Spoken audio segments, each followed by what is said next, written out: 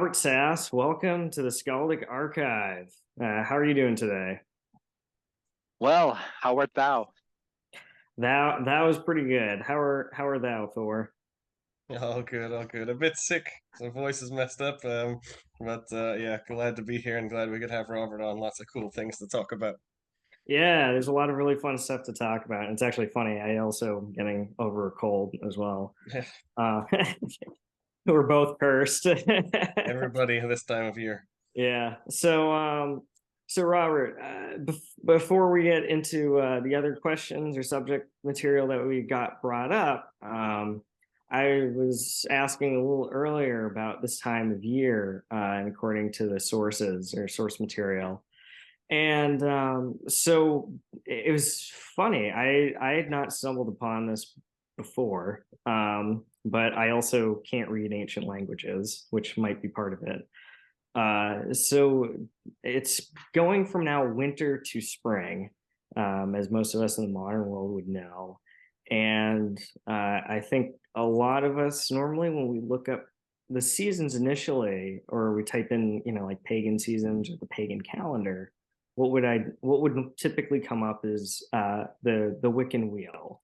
And so that is a division of what would be our typical four seasons: summer, autumn, winter, spring, and then divide it into two parts each.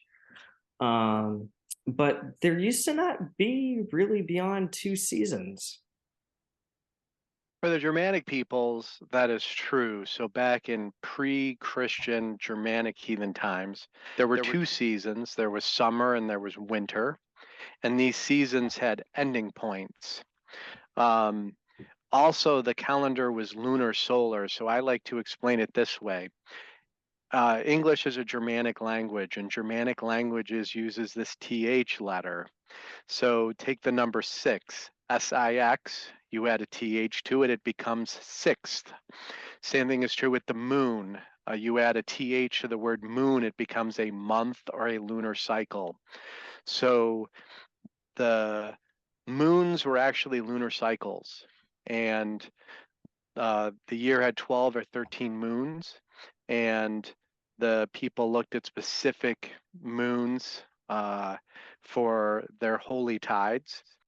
And the Roman historian Tacitus tells us in the second century that the Germanic peoples did their meetings on new moons and full moons. So I'm not saying any day and every day it couldn't be holy to the Germanic peoples, but historically speaking, we have rituals going on in new and full moons. So yeah, the calendar was lunar solar, so that means the months were moons, and the sun was used to determine when to add a 13th moon of the year. And the trees and the grass, they're green at one time of the year and then they go brown and lose their leaves.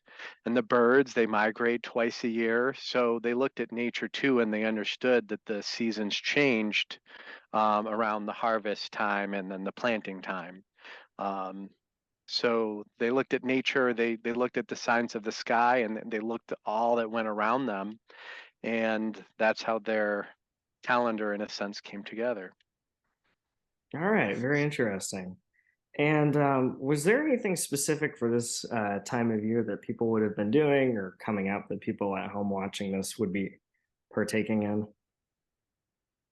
Well, we just had a full moon a couple days ago, so if you study the Swedish sources in particular, they had something called disting. Disting the word dis for disir and ting for thing. So that was a couple weeks ago. I'm making an educated guess here, but the Saxons, who, my last name Sass is the old Saxon word that means Saxon. They had a thing once a year in Marklo, and we know that according to the historical sources, it was before they decided they were going to go to war. So the war season starts in summer. So I believe that most likely the Saxons and Swedes were having their all things at the same time. So that would have been the last full moon, and this upcoming full moon is Sigerblot. We do have reference to that on the continent. If I scroll up, is the Indiculus Superstitionum et Paganorum. It mentions a victory moon. And Sigerblot is a victory bloat. This is the bloat that starts summer, and it's typically 3 full moons after the Yule bloat, which is the bloat for midwinter. So Anglo-Saxon heathen sometimes call it Oster because of a historical source named Bede. Um, I personally think that those bloats were done at the same time, whether it's Sigerbloat to the Scandinavians or Sigerbloat to the Old Saxons, or Oster, which we assume a blow went with it, to the Anglo-Saxons. I think the Germanic tribes had a lot more in common than they had differences. And that was a very holy time. All the Germanic tribes had midwinter, for example. They all had 2 seasons. So this time of year is, pretty much we're getting ready for the start of summer. That's very interesting. I had not heard of the Saxon source you mentioned that had something to do with yeah, Sigur month, the victory month. But we know that I think there's only like 2 maximum Norse sources that speak about the Sigur Brut, and we don't know exactly what it is, but they've theorized it's, yeah, the 3 full moons, and it's the start of the summer, so that would be the next full moon in April. But that's very interesting. I didn't know the Saxons. Do we know anything else about how they celebrated it, or was it just called like Victory Month and that's just about all we know? I hate to say that's all we know, but sadly, it's the right answer. This is, with only 21 Old Saxon sources that survive, Hmm. we have to borrow the Norse because, as I said, these tribes are more similar than they're different. But sadly, we have to guess because thank goodness there are more Norse sources that survived. But yeah, that's all we know. Okay, very cool. All right. Are there any depiction, or is there any writings of any pre-Christian celebrations or rituals done around this time also? Or is that all we don't have anything else? Thor, you want to go first? Well, we have these these thing, and that's basically what we know about that. Is what we think it would be like Adam of Bremen's account of the pagan sacrifices at Uppsala. So that gives a pretty detailed account, and we think it was now, which would have been like the last full moon, just a few days ago. That's all theory, by the way, but it's from very good sources. Then we have the Sigebruth, which Robert mentioned. This is coming up on the next full moon, and that's like would be like a sacrifice to victory. Um, and I wanted to also ask about the equinoxes and yeah, Ostada, or like a lot of people celebrate that because I know Robert has some knowledge about that, because that we don't have actually much sources in the Norse as what it was celebrated, like the Easter basically, but we have some more about from the Anglo-Saxon sources and Saxon ones I know.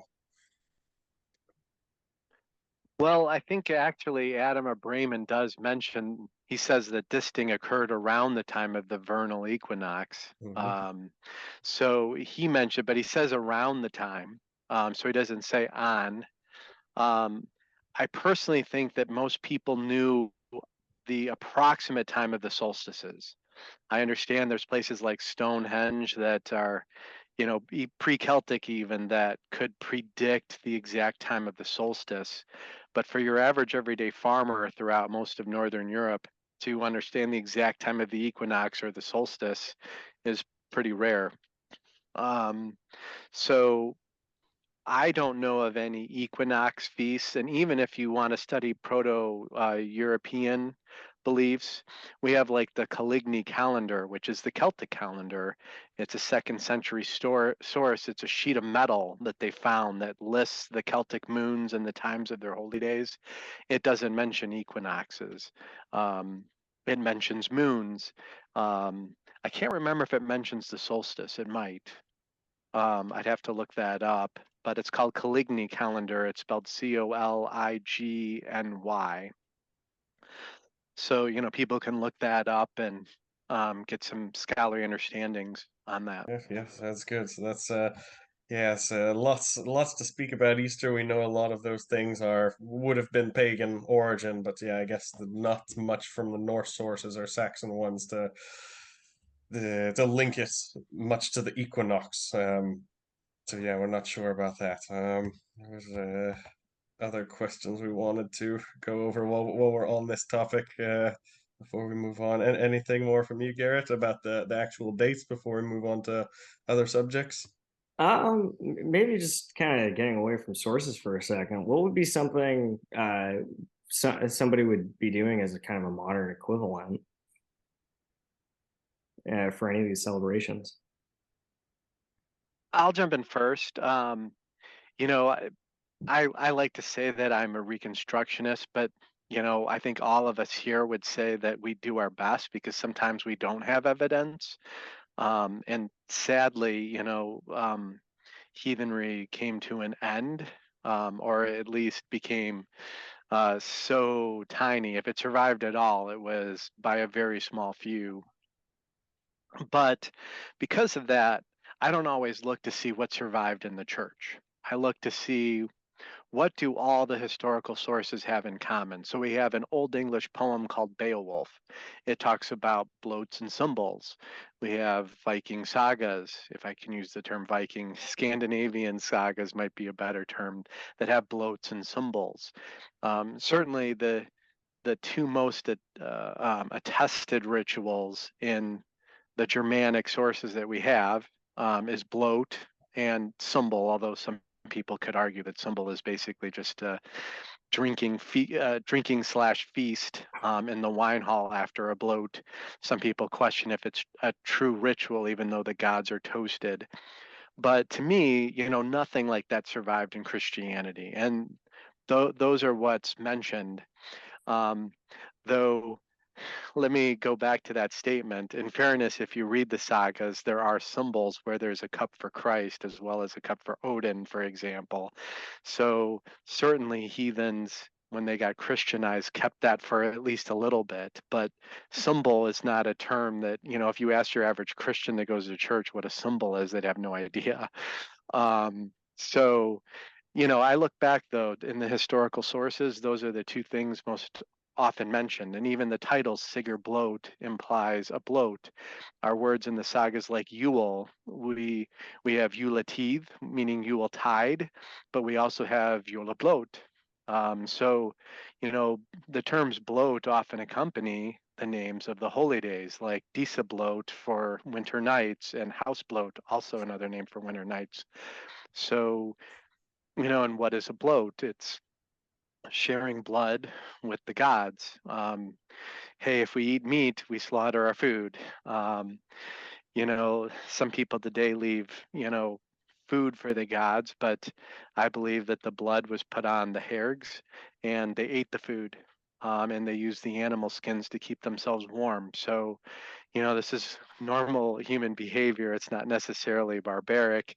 We're just desensitized today because most of us don't live on a farm.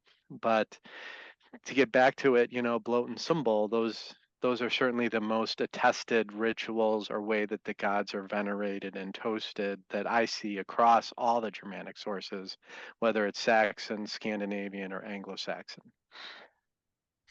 So it's interesting. So like it's uh, by most of the accounts we have, that's at least the bloats or the high festivals in the Norse sources. They had to do with a sacrifice, and some sort of sacred place, and that would be on a hurgud or like an altar, the stone altar, or it would be sometimes at a sacred tree or other kinds of sacred places like this, even like wells or springs. We have records of. But while we're on that type of subject, because I think that's actually the most important for any modern people looking to practice, while we're on the subject of sacred places, Robert, could you tell us a little bit about any of the continental European sacred places like Irminsul, Thundarsbrunner, or the Donner's Oak? And what kinds of places were those, and how do we know that they were viewed as sacred places for these gatherings of what it would be? Well, we have archaeological evidence, and I've studied at those sites with a professional archaeologist, so I know a thing or two about those sites. The Irminsul, Thor's Well, both old Saxon sites that were destroyed. But we also know we have something called the Lex Saxonum, which means laws of the Saxons. So when Charlemagne conquered the Saxons and forced them to be Christians, he gave them a list of laws, things that they could and could not do. Of course, they could go to church, and of course, they could not worship by trees or springs or in sacred groves. These were outlawed. So we know that there had to be more holy places than just the Old Saxon Irminsul. And also the Old Saxon Dunar's Brunner, or Thor's Well, and also just by the locations, because both of those are in southern Saxony. There were plenty of Saxons living in the north of Saxony and the west of Saxony and the east of Saxony. They all weren't going to walk 50 miles to go to a holy site. There was probably a holy site not far away. So there certainly were more, but the ones that are attested to would be Thor's Well, and the Irminsul. And the other one that you mentioned is the Donar's Oak, or Thor's Oak. That was in the land of the Chatai, which is the neighboring heathen tribe of the Saxons. That was destroyed by Saint Boniface. And it's important for us Saxon heathens because when the Irminsul was destroyed the following summer, the Saxons retook it, and then they tried to retake the Thor's Oak site, the Donar's Oak site, but they failed. But it tells me that the Saxons appreciated the other heathen tribes around them. So yes, it was mainly sacred groves, and trees and springs were very important in terms of outdoor ritual. Okay, now quickly, I just don't want to, I mean, I'm probably going to sound like an idiot asking this, but are we able to define specifically what is a sacred grove? Well, I think we can, because the descriptions that we have of them is that they were places that had lots of trees, but also a spring.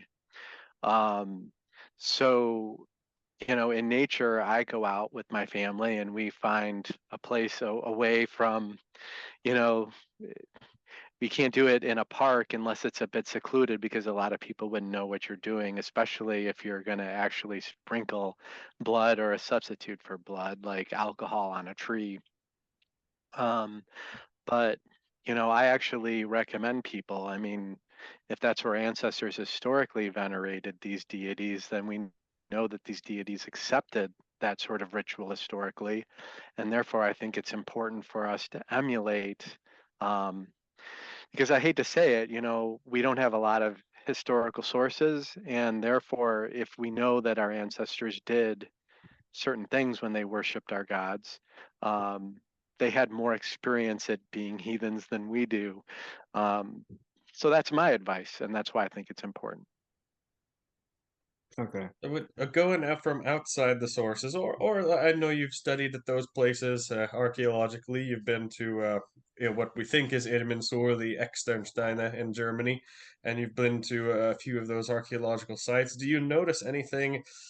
Of course, for the Europeans, it's actually quite easy to find these old sacred places. You can go to these old burial mounds or these very old groves, or even places where churches were built. They built churches on top of old pagan sacred sites. But for, say, people from other parts in the world, whether America or Asia or Australia, wherever there could be practicing heathens, would you recommend any ways, any characteristics of what kind of makes it a sacred place that they could look for? Something like that you felt or you saw or you experienced at the Externstein or those other sacred places you visited. But the That's your. Externstein, I can talk about that for a minute, even though I don't believe that's where the Irminsul was. I certainly believe it was one of the sacred groves, because you Okay. have a river running through there, All and right. you I do have an got, open here we area, and you go. have We got some share screen action going on. awesome. Yeah. All right.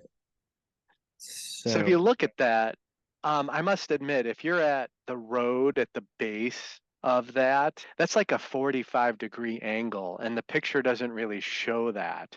Like, this is almost like a natural hill that somebody cut the top off of. There's a road that I've driven to get up on top of it. And if you're on that road at the base and you were to look up, you'd see that's almost a 45-degree angle. I mean, this picture taken from a helicopter or an airplane or something. I mean, you can't really tell how much of a hill that is with a flat top. And to take Thor's point, you can see that there's a steeple on the left of that. Yeah. That's where the Irminsul probably was, and Charlemagne did build a church there. And sadly, Charlemagne had to conquer it a second time, or happily, I guess, depending how you look at it. And the second time he conquered it, he not only rebuilt the church, but then he put a Christian graveyard there because he didn't want the heathens to try to remake it a holy place again. But that place is a great example because it's a place that's easily fortified. It's a place where there wasn't much natural trees on top of, so you can see all the nature and the valley. And the trees, though it's hard to tell from the picture, but if you start going down the slope in that area, those trees are actually pretty tall. And also there are some caves in there. So are these like 50 feet plus trees? Some of them are, yes. You almost need to be there to see it and understand it. And there are caves on the side of that hill that the trees are covering, and that's supposedly where the defeated Saxons hid so they wouldn't be slaughtered. And I've gone in those caves, so you can't really see those caves. But and yeah. What is this place called? Well, today this is called Obermarsberg. Historically, the name is Erisberg. So don't be confused by the title Obermarsberg. That has nothing to do with Mars, the Latin god, but it has to do with the Marsi, the tribe. So it's named after a Germanic tribe that merged in to become one of the peoples that formed the Saxon tribes. Yeah, so for people watching, then this would be what a central sacred place might be looking like. So if there's any of these kinds of things near you in America or Australia or wherever in the world you are, something like this. Also, hills and like big mounds have always been, at least in the Norse sources, connected to like elves and healing, these types of things. I've done a video on that. Right. So And that's is it because the elevation would be that connects you like higher to the gods, or? yeah, that's a long subject. I mean, of course, if it's a burial mound, right, that's believed to be where the ancestral spirits are, of course. But these larger hills, they're still viewed as sacred, even though they're not necessarily burial mounds. There's no one buried there. So, yeah, we can't be exactly sure. We just know that all these kinds of supernatural beings lived in hills and mountains and mounds and things like that, and made it somehow sacred. And maybe also to your point too, the higher up you are, the closer you are to the gods. I don't know, but Okay, I was just thinking back with Tom's interview when he was talking about you want the flames to go higher when you burn the body. So I didn't know if they just thought, oh, the closer you get to the sky, the the better the ascension. This is on the same mountain of Thunar's Brunner, which is Thor's well. So it almost looks like if I jump over that cement wall that I'm kind of sitting on, that it's almost a straight drop. And interestingly enough, it almost is. What's behind me there is the Ruhr River. That's spelled R-U-H-R. So like the Irminsul, Thunar's well is actually pretty high up, and it's a hard place for a foreign army to conquer. Beyond those trees is the Ruhr River. So yeah, up on the highest part of that is where Thor's well is. So this would have been a hard place for the Roman army to get to because of that. Yeah. So yeah, and there's a statue in that kind of, I don't know, citadel looking thing. So that statue, everyone knows Kaiser Wilhelm because he's the Kaiser that lost the First World War, so to speak. The Germans blame it on him, right? But his father is the Kaiser in the middle of. So is there anything behind the structure? Trees Like and walk around, tracks. there's like a burial. Yep. Okay. It's a good park. The Germans love to walk. There's even a 10-kilometer trail between this statue and another statue. So, Germans love to walk. I wish Americans walked more. So, it, yeah, it's healthy. The lighter stone below it's not open all the time. I was there in the morning, but you can have lunch or dinner in the restaurant there. Now, I haven't been there during the pandemic, so I don't know if it's open even less now. Um, exactly, Thor. And you can see some of the pictures have the Ruhr River. So that's the other Third Reich monument. The later Saxons built a castle there. I say later Saxons because they, once the buildings become brick, you can tell it's a later. But there is a statue of a World War One looking soldier right there. It's kind of like a fallen soldier, and there are signs I mean, in Germany, they're very embarrassed about the past, so they get rid of Third Reich stuff, or they say, we don't want to repeat the past. It's a very peaceful place. One of the translators of the Old Saxon Hellion Gospel, Yes. he believes, and he's a Christian bishop saying this, he's not a heathen, and he's reading the Old Saxon Gospel for different reasons than I would read it. But he says, the fact that the Gospel makes an overt attempt to turn Thor into the Apostle Peter, the fact that they've also changed the well. We have Christians here on the site. They're changing Thor's well to be Peter's well. To me, this is where the archaeological evidence and the written evidence come together, and they absolutely agree. So when the archaeological and the written evidence agree, then you can't really argue that, to get the Saxons behind, the church, well, if you can turn Thor into Peter, they believe it will help, I guess. So one thing I also wanted to touch on while we have you here, it's a very, very important question that I think a lot of people would like to know. If we could say there's lots of differences. I mean, at the basic core of it, the Germanic religion was at least the same or the same family of religions, right? So it can be as simple as changing the gods' names from instead of Thor, it would be Thunad or Donna or something like that. But if you could say the three most important things, maybe just pick three important things, differences from how the religion was practiced or what was believed in Scandinavia versus in Saxony or anywhere else we have sources from, whether it be England or any continental European stuff. What are three main things that you've at least brought into your practice? Because I know you're German and you maybe do things a little bit differently than the Norse would.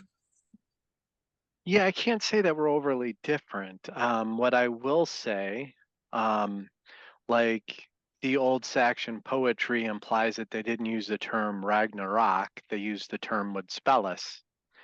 Now, when you compare the two, of course, the Norse Ragnarok starts with fire from Muspelheim. So the title might be slightly different, but how different was the Saxon Mudspellus from the Norse Ragnarok? That can be very much debated. We also have an old Frankish poem. The Franks were to the south and to the west of the Saxons, called Muspili. Now that's a Christian poem, but it's certainly related to the word Mudspellus or Mudspelheim. So, the other Germanic tribes around the Saxons certainly did use the same word. We don't see the word Ragnarok. But from a linguistic perspective, Ragnar is related to the word to reign. So, maybe there is a connection, far more just because the words are a little different. I would say another difference would be, and this one I find very interesting, we don't have the word nor near in Old Saxon, but what we do have is we have word and word yeshkapu, which means word and word shapers. They certainly are fulfilling the exact same things that the Nornir perform. And is this a difference? I mean, I certainly use the old Saxon terms, like it's better for me to say Thunar versus Thor, but how different were they? Let me throw this out because I've been there with an archaeologist. I've been to a museum and I've seen a 6th century Frankish belt buckle of Christ, but it was sold to a Saxon and it was found in Saxony. And how do we know this? Because someone took a knife and an engraving tool and they knocked out one of the eyes and they put a line through it. So it tells us that around the 6th century, 600 or so, that the Saxons believed that Woden had one eye. So were these gods different from tribe to tribe? I mean, we have evidence in Germany that Woden or Odin had one eye. So we assume these stories were very similar. And the concepts are largely the same, but the language, like Bifrost versus road, the old Saxon sources say road. Is that different from a rainbow bridge connecting the realms? It's still something that can be walked on or flown through, so to speak. I think there are some minor differences, like the moon names in Bede's Old English calendar are different, but yet very similar to the Norse moon names. Sometimes they match, Sol Manuther for sun moon or winter full moon. Some of the terms are the same and some are different. But does that mean the practice was different? So in terms of large differences, I don't really see them, which is why I feel like I could venerate with Anglo-Saxon heathens and Scandinavian heathens, because we do share the same Germanic gods. The differences, I think, in the end are very minor, and they could be language-based as well. Just, like English has different dialects. They have more of a drawl in the South than we do in the North. I think a Southerner might say New Jersey, but when I'm on the East Coast, they say New Jersey. So is this, dialects of the same Germanic, because, all the Germanic languages are related too. And some of it is time, in Sweden, heathenry lasted longer. Does this mean it continued to develop? Did some of the terms slightly evolve in the 200 years in Sweden after, the Saxon Wars brought a forceful end to heathenry in Saxony? I think these are things we'll never know the answers to. But for the most part, it's the same. Some terms are different, but largely I think the belief system and, I think if you went to a Blot in 800 Common Era in Saxony, it wouldn't be all that different from a Blot in Sweden. I think they would be very similar. I think the Germanic tribes would recognize what they were doing and feel at home. And we also, I'll throw out one other piece of evidence. The Royal Frankish Annals discuss Wittikind, the heathen leader of the Saxons, always running to the Franks. And we have evidence that Wittikind married a Danish king's daughter. So if Saxons and Danes could do ritual together and they could intermarry and they would be allies, the Danes tried to protect the Saxons when the Franks were attacking them.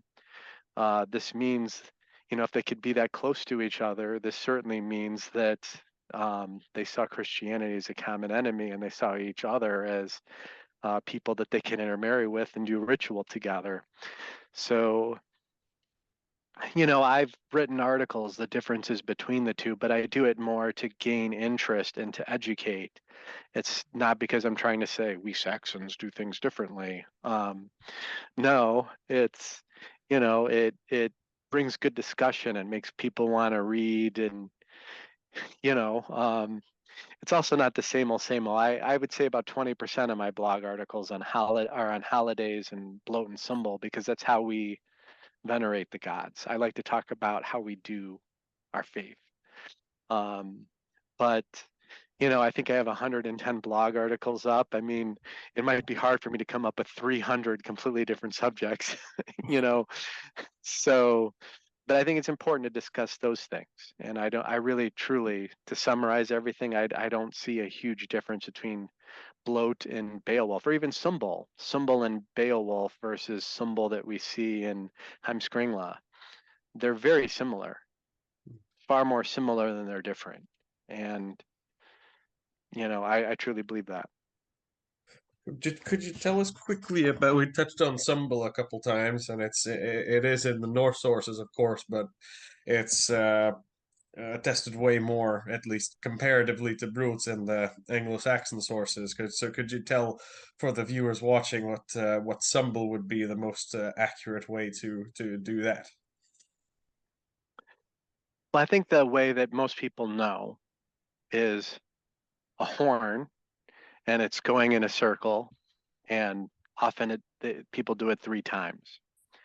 I don't see anything like that in the historical sources. And I would also share that, one of our members is a recovering alcoholic. So to make that person grab a horn with alcohol in it, we actually have that person be our thial to make sure that everyone is sober enough to go home, because that person doesn't drink and we respect that person.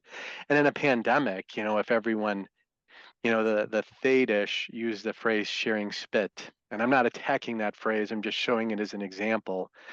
You do share germs, and it's one thing to do as a family if you're passing a horn, like when my wife and my children do this. We all live together, we're sharing germs in the house. But during pandemic, to pass one horn and have everyone drink has some health consequences. When you read the sagas, it appears that everyone has their own cups. It's kind of hard to find sometimes because you really have to look for it. If people are raising and they're toasting together, it implies that there isn't just one central drinking horn and everyone has to wait their turn. And I do believe that no one was forced.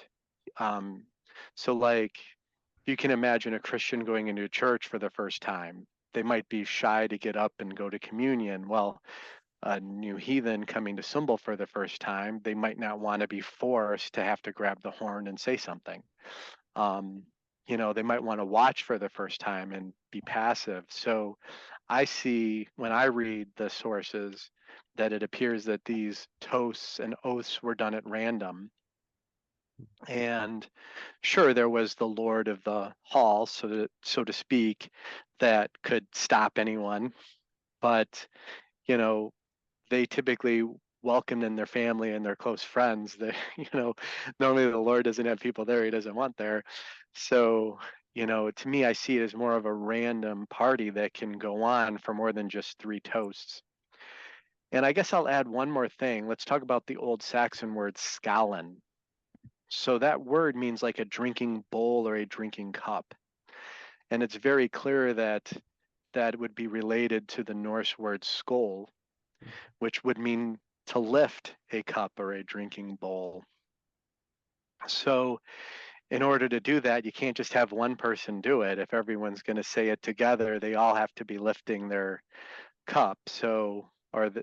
And I should say also, not everyone has a horn. You could have a drinking cup because, when you look at the historical sources, like I have a whole study on it where I've given my English translation of Beowulf verses 489 through 675, which gives the symbol there.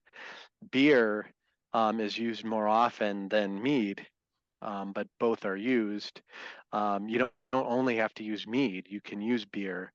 The Old Saxon has the word wine, and it also has the word alu, meaning ale. So, the Germanic peoples, they all certainly knew more drinks than just mead. So some people probably did have a drinking horn. Other people probably had a cup, whether it was ceramic or it was made out of metal. Not everyone had to have, you could have your own personality. Like, I like my shirts colorful. You can be yourself, I think.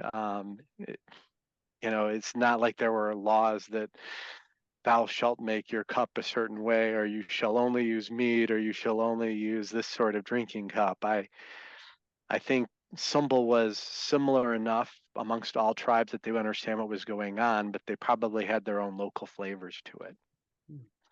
So hopefully that makes sense. Yeah, that's very helpful for those people. That's something that I haven't even, added into my practices either. So that's all very helpful things because we don't have a whole lot of info about that on the Norse stuff. I will throw out one more thing, like gift giving. You Yeah. see it in Beowulf, and that symbol in particular, and you can look at in symbols in the Norse sagas.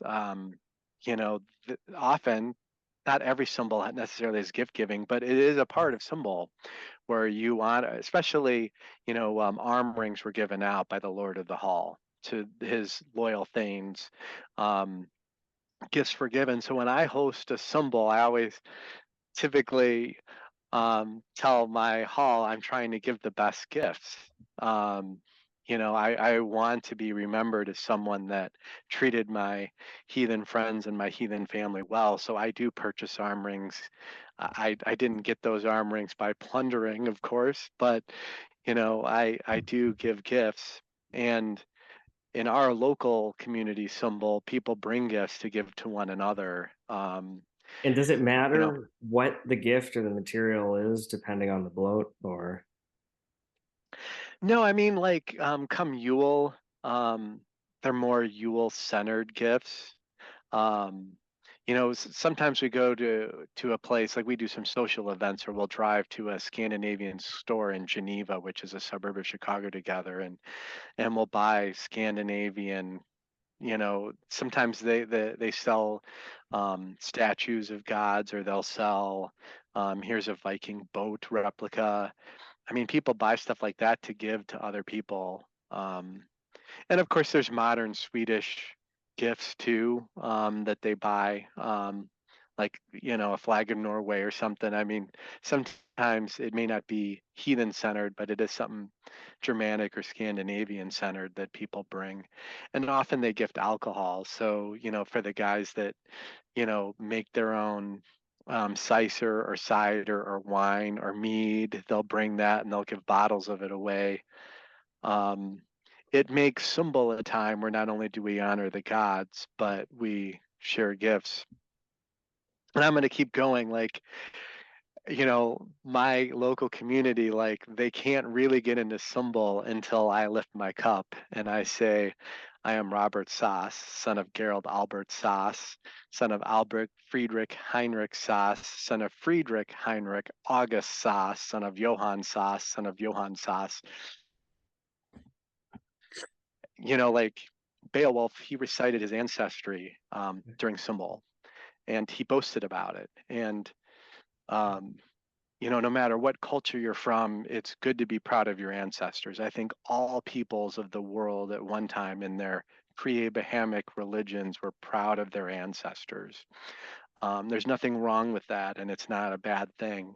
And it's not saying that you believe your ancestors are superior to other ancestors, but you know, uh, I'll toast my father and some great things that he did, or I'll toast my grandfather for having the wisdom to leave Germany before things got really bad over there. And I'm still alive because of that great decision. So, um, to say I come from this family and I'm proud of it, and, to boast of your ancestry and where you come from, especially because I do have a successful family. I'm not saying we're better than anyone else, but it's good to remember who you are, where you come from. And I'm one flesh of my parents, they gave birth to me. So I'm a part of them, and, I'm here because of them. So, yeah, those are also a part. And you see those in the historical sources as well to trace your ancestry. Um, so, yeah, And we, also lots of other kind of spiritual type benefits that you get from that too, doing the sacrifices to the ancestors or doing involving them in some type of worship can bring health or good luck or heal injuries, those kinds of things too. We know, so it's good idea that everybody do those types of things as well as, and Sumble is probably the best time. Okay, and so I know that like not exactly everybody lives right next to a farm like I do and could sacrifice, but would that mean I should like leave some rodent traps out for some squirrels or some field mice, or should I take some things that I think like my great grandfather, my grandfather would have liked, and leave a bowl out for them. I'm for, I'm not saying that I don't do any modern practice that isn't historical. It's just when I do and people ask me about it, I say, this is something modern. So for example, when I visit my grandfather, he loved frosted flakes. So sometimes I'll leave some frosted flakes there. There is a ritual called the Ervi Falu, where 3 to 5 moons ish after an ancestor passes away, they burn grain and they bury it. It's in one of the sagas. They bury it near the grave. Swain Wodening also talked about it in one of his books, I believe Hammer of the Gods. And he also lists the whole passage. It's the time where the heir or the heirs get what their father left them. Okay. And they, of course, honor, my passage on symbel, I'm going to try to find that. The reason why I bring it up is because if I remember that saga correctly, there were 3 Norsemen and they each decided to do a symbol together. So the 3 of them did a symbol and they all venerated their fathers that recently deceased, who had passed away. And I recently did a symbol for my father who passed away in October. It was a very bonding moment for me with my family, especially because, my children are a part of the local community and have been raised in this, and we all loved my father and it was my children's grandfather. So, but the symbol in my symbol article, that's what it is. It's 3 friends decided to get their 3 families together and they did a bloat for their fathers and a symbol, or excuse me, they did a symbol for their fathers. So that symbol is actually in Olaf's Saga Tryggvasonar, chapter 35. So, and if y'all look that up, there is a Christ cup in that symbol, but there are, of course, cups to the gods in that. So, I mean, Christianization did happen. But yeah, so often you're remembering your ancestors during symbol. Some people debate if that's venerating or worshiping your ancestors or if that's remembering them. I guess we could debate that. Okay. One thing that does come to mind, a lot of people in the modern pagan era, so they follow. I think a lot of people that would follow the Wiccan calendar would fall under the impression that so in October the veil thins, and then around this time the veil would thicken again. Is there any reference or talk about that at all? Any of those beliefs? Any sources? Not that I'm aware of in old Saxon sources. I mean, I've read, gosh, I want to say I've read almost all the sagas, but I can't say I've read every historical source out there because, most people would say the whole Christian Bible is a very large book, but if you add all the Icelandic and the Danish works like Saxo and other sagas that aren't Icelandic, you add them all together. I mean, the size is so overwhelming. It's approaching Talmud in length and not your Old and New Testament in length. So I can't say I've read everything, but I'm not familiar with one source that brings in. Not saying there isn't one out there, but I'm not familiar with one. Okay, so this concept is something that is complete or not within Anglo-Saxon and Norse and Germanic. Yeah, I mean, we have more Old English sources. There's like 300 Old English poems, and I'm not an Old English heathen. The Sass clan came from Westphalian area, kind of near Hohenseeberg. That's where our surname was born. Mhm. There are a lot more Anglo-Saxon poems that survived or writings that survived. There's a lot of them that are very Christian too, though. So, I mean, there's full homilies in Old English that survived. But But in those sources that I've read, I don't recall seeing that. Of course, there's, if you're talking 300 old English sources, I mean, that's a lot to really have down.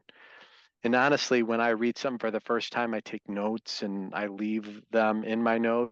And often I don't read that source again, unless it's something like the Eddas, I'll read it again. But I mean, if you're reading through a Christian homily trying to find like a heathen nugget in there, I won't return to that typically. That's just my style, because there's so much to read, there's so much to learn, and it's hard to find good sources. One thing that I don't do is I don't Google much. I know a lot of people will say, "Oh man," but I mean, there's so much misinformation out there. Um, if I use Wikipedia, I'll look at the references. Sometimes there's some amazing books, and people say, "Oh, Wikipedia is a terrible site." But if you were to look up symbel on Wikipedia, you'd see some amazing scholarly sources listed in the references, and you can go read those. And it'd be more profitable, in my opinion, to read those sometimes than the articles themselves. Not that all, I mean, there's some accurate information on Wikipedia and there's some things that aren't accurate, but one thing people forget about Wikipedia is that it often lists sources. And that's how I found a lot of sources that I wouldn't have found otherwise. Because, if a Scandinavian scholar, like how did I find Dr. Zautner or how did I find Dr. Andreas Nordberg? I typically find them by looking for lists of scholarly sources. I think those are great places to start. Yes. What I'm interested in most is how long paganism survived after the official Christianization. We know in Scandinavia, pretty much everywhere, these things don't happen right away. If a king comes in, if Charlemagne comes in and forces people to become Christian or die, that's not something they switch to right away. Of course, they're going to continue their ways on the underground. But if in Scandinavia we have many hundreds of years later, like laws prohibiting certain pagan practices all the way up to the 1200s, 1300s, 1600s even. I'm just wondering if there's any types of things that we can tell from the Saxon sources, the Saxon world, how long paganism continued after Charlemagne officially came in and made it all illegal, and what types of things were people doing then, if we have any information on that. So let me give some historical. So the Saxon Wars ended in 803 is the most commonly accepted. Some people say 804. Um, 38 years later, we had the Stellinga Rebellion, which is basically a kind of a heathen word. Some people translate it as companions, but it's certainly a word that's rooted in Old Saxon poetry, even the Halion Gospel. And what they did is it was a mass uprising of the two lower castes against the upper caste.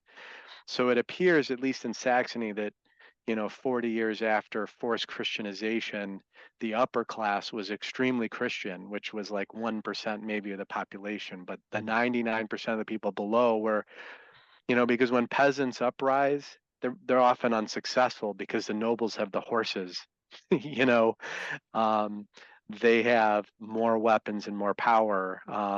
You're going to get run over by cavalry if you're peasants, to be blunt, especially with the Franks. So they gave their lives, and that was a failed uprising. There were two other Saxon uprisings. One was even in, like, I forget the exact years, it was like 1070, 1080. If you look up Saxon uprising in Wikipedia, you'd find two different articles and you'd get the exact dates. But we do have some literary evidence because Adam of Bremen was complaining in his book, The Archbishops of Hamburg.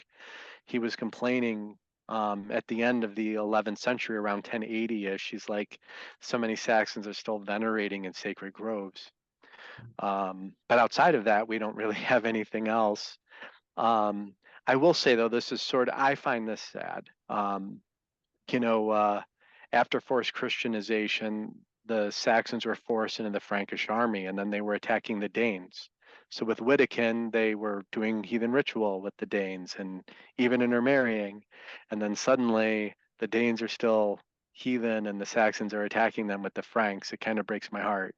So if you're crazy enough, and I'm going to use the term crazy, if you would stick a sword into a heathen, can you still be heathen if it's a religious war? And with Charlemagne, it was religious, but you could also be fair and say Charlemagne also was egotistical. He would say, I'm conquering for Christ, but let's just be fair and honest. He was conquering for Christ, but first and foremost for his own dang ambition, But to take up a sword against the pagan Sorbs, which the Saxons did, and some of the other atrocities they did with the Christian Frankish army afterwards. I mean, certainly some embraced it to the point that they could go kill heathens, which I find very sad. And even if you're still heathen and you're doing it, is that an act of heathen honor? Thor, if you don't mind me saying this, one of my favorite videos of yours is you criticized, and rightfully so. You said, what drives me crazy about Vikings and the Last Kingdom is how heathens betray one another and they stop acting honorably. A lot of people say, heathens, they have no morals, man, but they had honor. Their whole culture was built by honor. There was honorable behavior that would honor yourself and honor your family and bring dishonor to it. And if you make a vow during symbel to the gods to go back on that vow, to make those sorts of oaths to your comrades and to stab your comrades in the back, it's stabbing the gods in the back. That culture was about honor and dishonor. Yeah, they didn't have thou shalt nots, but there was order to their society based on honorable behavior. And yeah, that video of Thor where you talk about what drives you crazy, all the backstabbing and the dishonor. I mean, that's very right, because even as they're starting to have Christ cups come in to the symbols, and they're starting to become more and more Christian, it took a lot longer for those heathens to let dishonor behavior come in, I think. So love that video, man. Great point. Yes, And very important. Very important. That's the one thing we all had in common more than anything, from the honor and loyalty to family and loyalty to oaths. That's, I can say, at least from the history I've studied, there's no other cultures in the world that had more of a understanding of those concepts than the Germanic peoples did. yeah, and that's why I find it sacrilege that, if of course the Charlemagne said, hey, all your heathen oaths are irrelevant because you've accepted Christ. Um, Even if you're still a heathen in secret, but you're mowing down other heathens so that you won't die yourself. Of course, it's easy for us to say. I mean, until my grandfather, I think for 200 years, when I toast my ancestors, all of them died in their young 30s or late 20s because of all the wars in Germany. So I haven't been a warrior, and a lot of people get attacked me for that because, heathenry was a war-centered culture. I mean, would I, in the same shoes, if a sword is put at my neck and at the necks of my wives and children, would I take death, or would I take the sword and attack other heathens? I mean, it's easy for me to say, oh, I wouldn't do that. But in fairness, that's a tough situation to be in. And I haven't been there. But hopefully I would have done the honorable thing and take the sword myself, as opposed to bring dishonor and kill another heathen for loving Thunar and Woden and Frigg and, the Germanic culture and way of life. But we're all people, we're all human. I don't say I'm perfect. I just do the best I can. I do my best not to break oaths. And if you don't mind me throwing this in, when I was a young heathen, I made mistakes online. I'm not belittling myself, not, cowering before those who say, they're my enemies, but you kind of wise up. I mean, that's why now I don't mention other groups when I write a blog article. I mean, the goal is, here's the historical information, and say it dispassionately. Don't say other groups are right or wrong. Instead of making lists of heathens to avoid, we should make lists of heathens who have honor, and be the opposite, and be brave and put our name on it. Say, hey, I am this heathen and I find these other heathens to be honorable. I think that that's far better behavior. Even though I've made mistakes, the question is will you repeat them and continue being dishonorable, or will you do the honorable thing, pay your shield, and take responsibility for your errors and become a better person, and continually having honorable behavior. And I know we've gone a long time, but I'll add this as well. One of my blog articles that I've gotten a lot of crap for is does heathenry make people better? Maybe I should have worded that article, does heathenry make people more honorable? And I'm not even talking universalist versus folkish debates. I'm talking about honorable behavior. Are we living the values that are in the sagas and the Eddas? Because if we're not going to become more honorable and share honorable behavior to the world, then whether you keep Yule on the solstice or on the full moon of Yule moon is irrelevant, because what we do is far more important than anything else. And, I really feel that if our faith doesn't make us more honorable, doesn't make our families more honorable, doesn't give an honorable impression to the rest of the world, then why do it? And I'm not saying we can't love our ancestors, but we can. But we are what we do. And if we were to bring anything forward to today, it's our ancestral honorable behavior and their honorable beliefs and their deeds. And that to me is the most important part. So I don't mean to sound preachy. I don't think heathenry should be evangelical. But again, I think what we tolerate is what we accept. I don't think we should tolerate dishonorable behavior, nor should we accept it.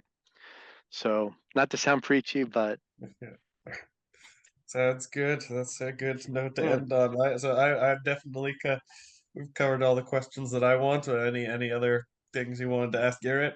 Just my last question came to mind during what Robert was saying. If someone were to do something dishonorable or were to break an oath intentionally or unintentionally, do either of you know what would make amends with it? well, I'll go ahead and answer. We have things in our local community. So we've had, someone made an oath that they would learn a certain amount of Old Saxon words, and they failed that oath, so they paid skilled for it. We haven't had instances where somebody did something overly terrible. This is going to sound bad. Once we had someone in our group mail some offensive material to another heathen outside of our group, and it brought dishonor to us. So we had that person leave our community, and they spent time away. And then with honorable behavior, we decided to bring them back based on conditions. So, what someone does within your family does affect the reputation of your own whole family. And that's why we had things like skilled in the past, to make something right. If you accident or intentionally do something that causes someone else harm, you're supposed to pay for that, to restore that person and to restore the honor to the family. So we have thing, and we do have votes. And one person like me, I set up our local group that if I did something wrong, I can be voted out.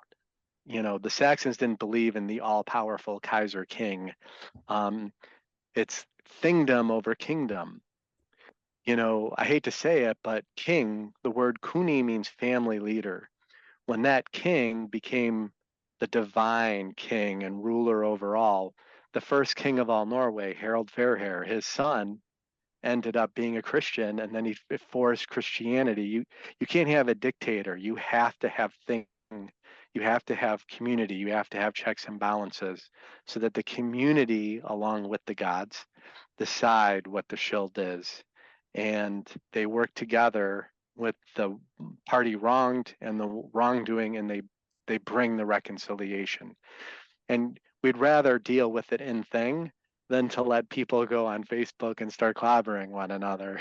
You know, we don't tolerate that either. You know, we bring our matters to thing, we keep it in house. So yeah, we've had various um, skills issued, and the community decides. I don't decide. You know, people say I'm the Drochten. I like to say I'm the admin.